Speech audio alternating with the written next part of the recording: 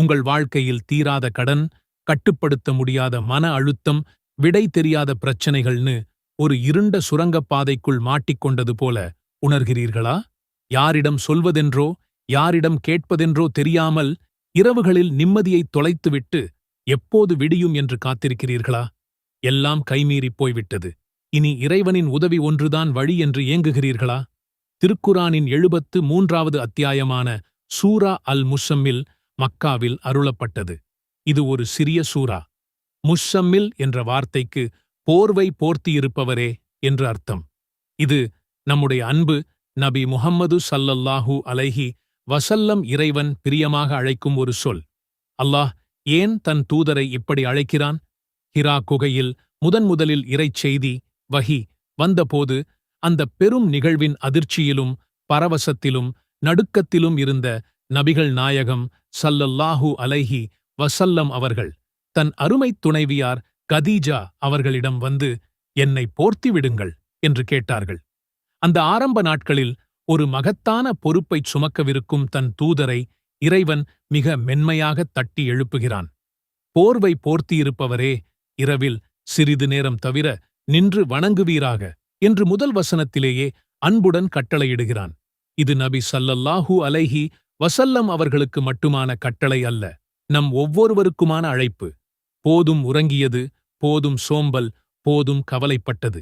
எழு, உனக்காக ஒரு மாபெரும் சக்தி காத்திருக்கிறது. அதைப் பெறுவதற்கு நீ தயாராகு என்பதுதான் இந்த சூராவின் முதல் செய்தி. இந்த சூராவின் 5வது வசனத்தில் அல்லாஹ், நிச்சயமாக நாம் உம்மீது ஒரு கனமான வாக்கை இறக்கப் போகிறோம் என்று கூறுகிறான். அந்த கனமான வாக்கு என்பது இஸ்லாத்தின் செய்தியை இந்த உலகிற்கு எடுத்துச் சொல்லும் மாபெரும் பொறுப்பு. அந்த பொறுப்பைச் சுமக்க நபி ஸல்லல்லாஹு அலைஹி வஸல்லம் அவர்களை தயார்படுத்துவதற்காகவே இரவு வணக்கம் எனும் ஆன்மப் பயிற்சியை இறைவன் வழங்கினான். இன்று நமக்கும் கடன், குடும்பப் பிரச்சனைகள், மன உளைச்சல் என்று பல கனமான சுமைகள் இருக்கின்றன அல்லவா? இந்தச் சுமைகளைத் தாங்குவதற்கும் அதிலிருந்து மீள்வதற்கும் தேவையான ஆன்ம பலத்தை நாம் எங்கிருந்து பெறுவது?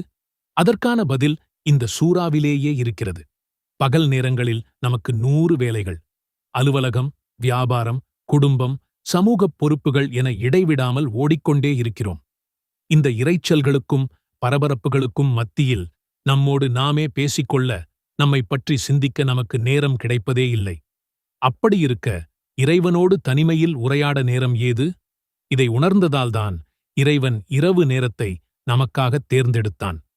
இந்த சூறாவின் 6வது வசனம் இதை மிக அழகாக விளக்குகிறது. நிச்சயமாக இரவில் எழுந்து வணங்குவது உள்ளத்தை மிக அதிகமாக வசப்படுத்தக்கூடியதும் குர்ஆனை மிகத் தெளிவாக ஓதுவதற்கு ஏற்றதுமாகும். இதன் அர்த்தம் என்ன? பகல் முழுவதும் பல திசைகளில் சிதறிக் கிடக்கும் நம்முடைய கவனம் இரவின் அமைதியில் ஒன்று சேர்கிறது. அப்போது நாம் இறைவனின் முன்னால் நின்று வணங்கும்போது முழுமையான ஒருமுகத்தன்மையுடன் நிற்கிறோம். நாம் ஓதும் குர்ஆன் வசனங்கள் வெறும் வார்த்தைகளாக கடந்து செல்லாமல் நம் இதயத்திற்குள் இறங்கி நம்முடன் பேசும். நம்முடைய பிரார்த்தனைகள் வெறும் உதட்டசைவுகளாக இல்லாமல் உள்ளத்தின் ஆழத்திலிருந்து வெளிப்படும். நபி ஸல்லல்லாஹு அலைஹி வஸல்லம் அவர்கள் கூறியிருக்கிறார்கள், இரவின் கடைசிப் பகுதியில் இந்த உலகம் உறங்கிக் கொண்டிருக்கும் நேரத்தில் அகிலங்களின் அதிபதியான அல்லாஹ் கீழ் வானத்திற்கு இறங்கி வந்து, என்னிடம் கேட்பவர் உண்டா? அவருக்கு நான் கொடுக்கிறேன்.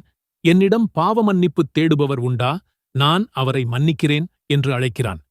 இப்படிப்பட்ட ஒரு பொன்னான நேரத்தில் நம் கவலைகளையும் கடன் சுமைகளையும் மன அழுத்தங்களையும் நேரடியாக இறைவனிடம் சமர்ப்பிப்பதை விடச் சிறந்த தீர்வு வேறு என்ன இருக்க முடியும்?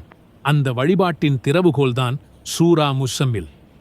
அதுவும் குர்ஆனின் 73வது அத்தியாயம் சூரத்துல் முஸம்மில் நமக்குச் சொல்லும் ஒரு அற்புதமான ரகசியம் இது. இந்த ரகசியத்தை தெரிஞ்சுக்கிட்டா உங்க வாழ்க்கையே தலைகீழா மாறப்போகுதுன்னு உறுதியா சொல்லலாம். இன்றைய வேகமான உலகத்துல நம்மில் பலரும் ஒரு விஷயத்தை அடிக்கடி சொல்றோம். பகல் முழுக்க வேலை, ஓட்டம், டென்ஷன்.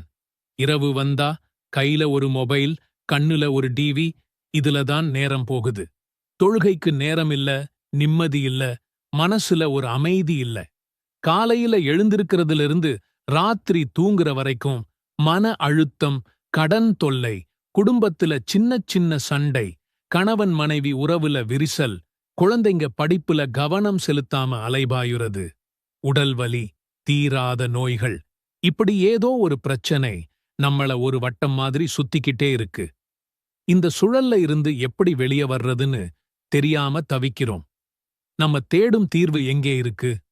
டாக்டர் கிட்ட போனா மருந்து மாத்திரை, ஆன்லைன்ல மோட்டிவேஷன் குருக்கள் பேசுற டாக்ஸ், இன்ஸ்டாகிராம் ரீல்ஸ், யூடியூப் வீடியோஸ்னு 1008 தீர்வுகள் இருக்கு.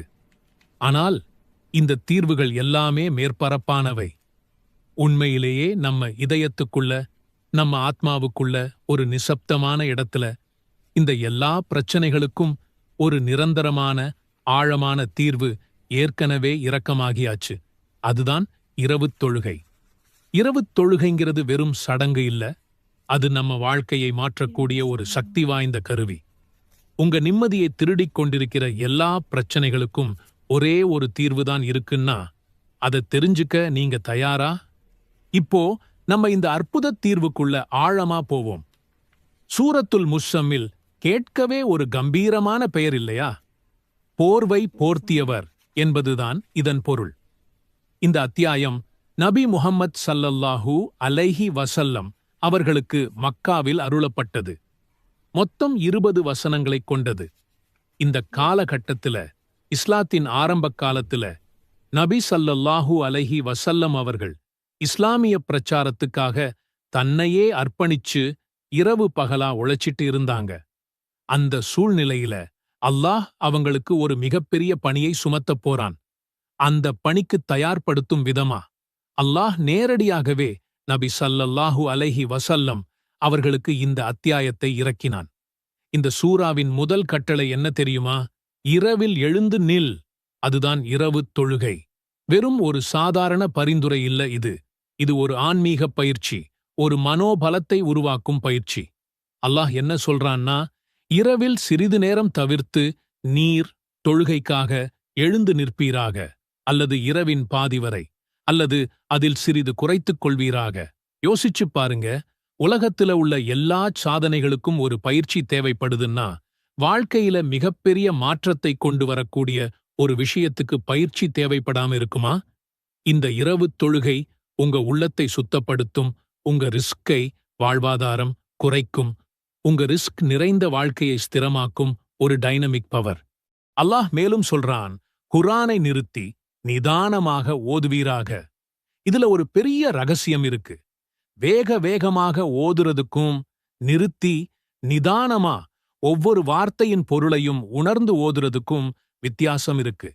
இப்படி ஓதும்போது குர்ஆனின் வார்த்தைகள் உங்க இதயத்துக்குள்ள ஆழமா பதியும்.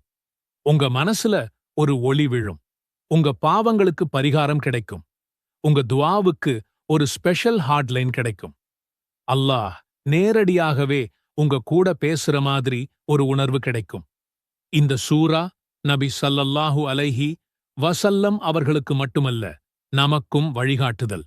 இது வெறும் ஒரு போர்வை போர்த்திய மனிதரைப் பற்றிய சூரா அல்ல. இது நம்ம எல்லாரையும் போர்வையை உதறிட்டு எழுந்து நிற்கச் சொல்லும் ஒரு புரட்சிகரமான சூரா. நபி ஸல்லல்லாஹு அலைஹி வஸல்லம் அவர்கள் இரவுத் தொழுகைக்கு எவ்வளவு முக்கியத்துவம் கொடுத்தாங்க தெரியுமா? அவங்க சொன்னாங்க, இரவுத் தொழுகையை தொடர்ந்து செய்தவரை நரகம் தூரத்திலேயே வைத்துவிடும். புகாரி. இந்த ஹதீஸை கேட்கும்போதே இரவுத் தொழுகையோட மகத்துவம் எவ்வளவு பெரியதுன்னு புரியுது இல்லையா?